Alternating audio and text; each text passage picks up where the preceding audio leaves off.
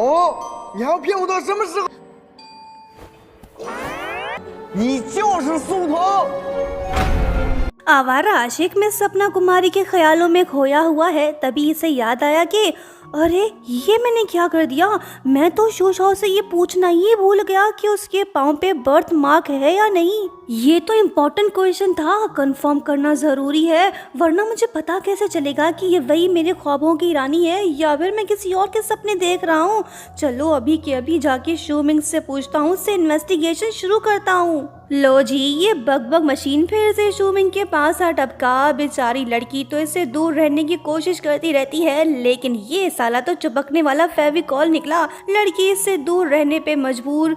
शूमिंग जो कि ऑलरेडी इससे तंग आ चुकी है, गुस्से में बोली कि बॉस थोड़ा तमीज से दरवाजा नॉक करके आया करें, घर आपका है तो क्या हुआ, मेरी भी कोई प्राइवेसी है या नहीं। लुयान ने तुरंत एटीट्यूड में जवाब दिया कि ओए ज्यादा उछल मत बेघर इंसान, मेरा घर मेरी मर्जी। अबे साले, तुमने ही तो इसे बेघर किया है। खैर, बेशर्म आशिक शूमिंग से पूछने लगा कि लड़के, मुझे तुमसे एक इम्पोर्टेंट बात पूछनी है, कसम खा कि तू मुझसे झूठ नहीं बोलेगा, सच बोलना, मुझे मत रोलना। वो बोली कि देखूंगा, कोशिश करूंगा, चलो जल्दी करो, जो पूछना है पूछ लो। इसने फौरन से बर्थ मार्क के बारे में पूछ लिया। बेचारी शूमिंग फंस गई। मन ही मन सोचने लगी कि अगर मैंने इससे झूठ बोला तो ये बेशरम रोज मेरे पाँव चेक करता फिरेगा। बेहतर है कि सच ही बोल दूं, वरना ये तो फुल टाइम डिटेक्टिव बन के मेरे पीछे पड़ जाएगा। लुयान बोला कि अरे कुछ तो बोल, मुंह तो खोल। शूमिंग ने जवाब दिया कि बॉस, हो सकता है कि उसके पाँव में हार्ट शेप का कोई बर्थ मार्क हो, वैसे मैंने कभी देखा तो नहीं, कोई थरकी ही होगा जो किसी के पाँव को इतने डिटेल में ताड़ता होगा। वो बोला कि हाँ ठीक है, मैं खुद ही चेक कर लूँगा, बाय। सुबह के 7 बज चुके हैं। शूमिंग मजे से सोई पड़ी है। इसने देखा एक सपना, कोई है इसका अपना। इसने ख्वाब में देखा कि जैसे ही लुयान को इसकी असलियत पता चली तो उसने गुस्से में आकर सीधा इसे टीम से ही निकाल दिया। ख्वाब में भी तुम और हकीकत में भी तुम, मेरी जिंदगी बर्बाद करने वाले भी तुम। तभी बैकग्राउंड में से आवाज सुनाई दी कि ओए लड़के, उठ जा, सुबह हो गई है। लो जी, लुयान ने से जबरदस्ती उठा दिया। मिस्टर ख्वाब कुमार को शूशाओ से मिलने की इतनी जल्दी है कि बंदा 7 बजे ही उठकर रेडी हो गया। इधर बेचारी शूमिंग जो अभी अभी रोना सपना देख के उठी है, ऊपर से बोनस में से जुकाम भी फ्री मिल गया। आवारा आशिक को अपनी माशूका की फिक्र होने लगी, इसलिए वो शूमिंग से बोला कि सुन लड़के, तू शूशाओ के पास मत जाना, नहीं तो तेरा जुकाम उसे ट्रांसफर हो जाएगा। वो मासूम परी कुछ ही दिन के लिए तो यहाँ आई है, मैं नहीं चाहता कि वो बीमार हो। शूमिंग सोचने लगी कि वाह भाई, मेरी सेहत गई भाड़ में। वैसे मैं क्यों जेलस हो रही हूँ, इसे तो मेरी ही फिक्र हो रही है। चलो अच्छा हुआ मेरी इससे जान तो छूटी। फिर बोली कि ओके बॉस, मैं ट्रेनिंग के लिए चला जाता हूँ। लुयान ने से भगा दिया, ये सोच कर कि अब ये शूशाओ से अकेले में मिलेगा। नेक्स्ट सीन में हम देखते हैं कि आवारा आशिक सीधा शूशाओ के पास जा पहुंचा। शूमिंग पहले से ही तैयार बैठी थी। जैसे ही ये रूम से बाहर आई तो इसे देखते ही लुयान कुछ लम्हों के लिए ख्यालों में खो गया। होश में आने के बाद ये इसे अपने साथ ले गया।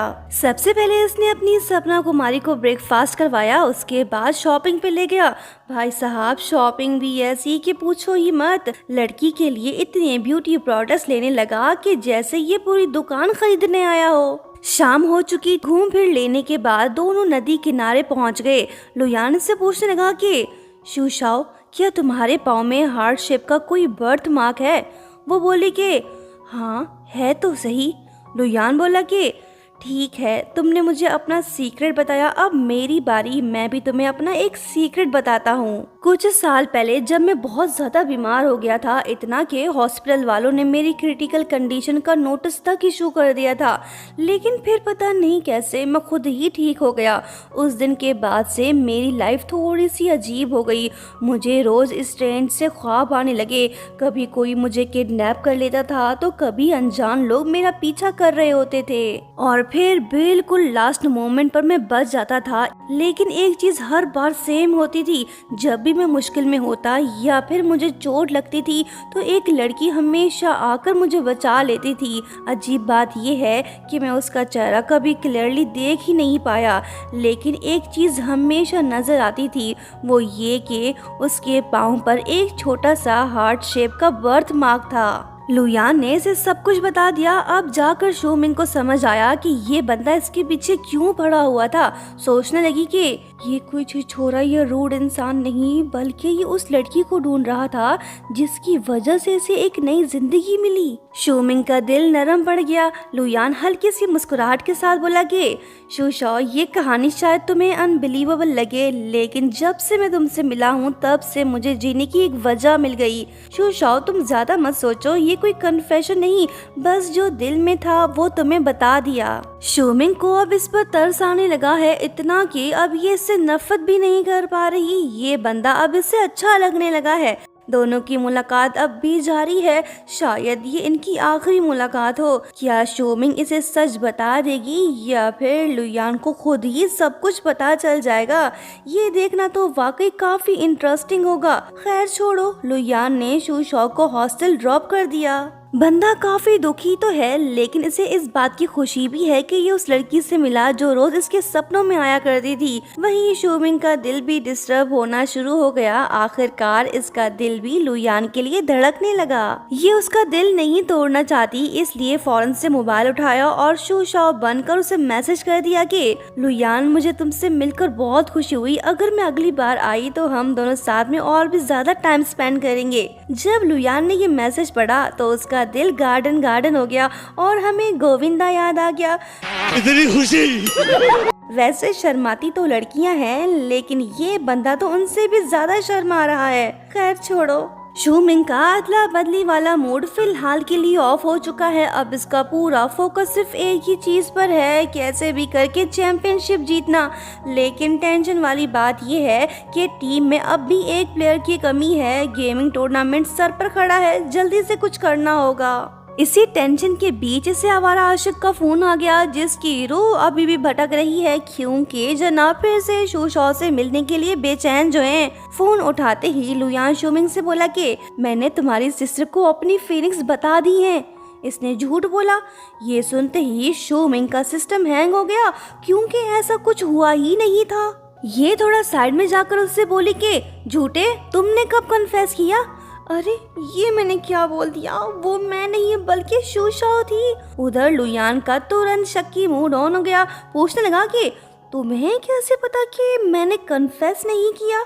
लड़की फंस गई। फौरन से झूठ बोली कि बॉस, मैं तो ऐसे ही गैस कर रहा था, मुझे क्या पता वहाँ क्या हुआ।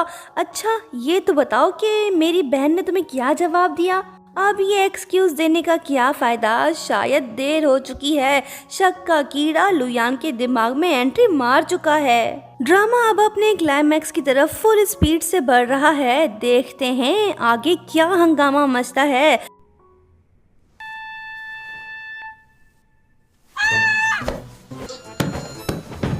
दोस्तों प्लीज चैनल को सब्सक्राइब करते हुए जाना।